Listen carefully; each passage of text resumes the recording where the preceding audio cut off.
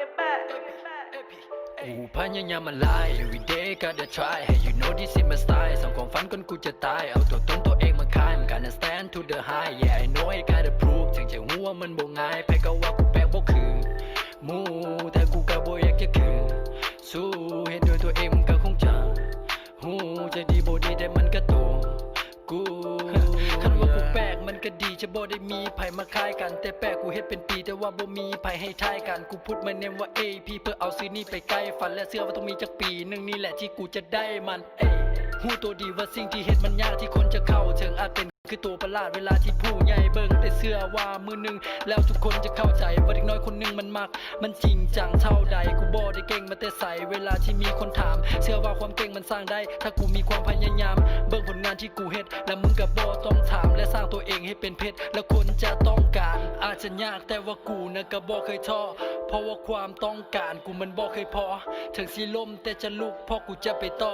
make money everyday กันสนุกอย่างมาก everyday gotta try hey you know this is my style สองความฝันคนกูจะตายเอาตัวตนตัวเองมาขายมัน gonna stand to the high yeah I know I gotta prove ถึงจะหัวมันบ่ง่ายไปก็ว่ากูแปลกบ่คือ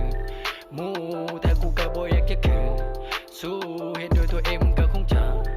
หูจะดีบ่ดีแต่มันก็โตกู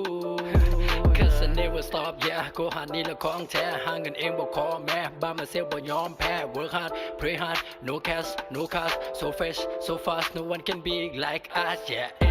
สร้างตัวเองให้ดีที่สุดแล้วไปหยุดในตอนตายเพื่อจะไปยืนอยู่ในจุดสูงสุดของชีวิตในตอนปลายหลายคนก็บอกให้กูหยุดแต่กูบ่หยุดถ้าบ่ตายหูที่วางเอาสบอมาอุดเปิดเสียงให้สุดแรปต่อไปกาแดมมาฝากกูยกให้กับพวกที่มักนินทาสมองกูบ่ได้เป็นนะคือกับพวกสูได้ยินมากูเฮ็ดย้อนใจกูฮักกูเลยต้องบินต้องปีนหาและกูบ่สนกับอุปสรรคถึงมันจะเมื่อยก็ปีนผาอาจจะยากแต่ว่ากูน่ะก็บ่เคยท้อเพราะว่าความต้องการกูมันบ่เคยพอถึงสิล้มแต่จะลุกเพราะกูจะไปต่อ make money everyday กันสนุกอย่างมาก everyday gotta try hey you know this is my style สองความฝันคนกูจะตายเอาตัวตนตัวเองมาขายมัน gonna stand to the high yeah I know I gotta prove ถึงจะหัวมันบ่ง่ายไปก็ว่ากูแปลกบ่คือหมู่แต่กูก็บ่อยากจะคือสู้เฮ็ดด้วยตัวเองมันก็คงจะหูจะดีบ่ดีแต่มันก็โตกู yeah I'm a AP I'm a hey you know me เป็นปีละเขาว่ากูเป็นกูพยายามมาไล่ everyday gotta try hey you know this is my style สองความฝันคนกูจะตายเอาตัวตนตัวเองมาขายมัน gonna stand to the high yeah I know I gotta prove ถึงจะหัวมันบ่ง่ายไปก็ว่ากูแปลกบ่คือหมู่แต่กูก็บ่อยากจะคือสู้เห็นด้วยตัวเองมันก็คงจะหูจะดี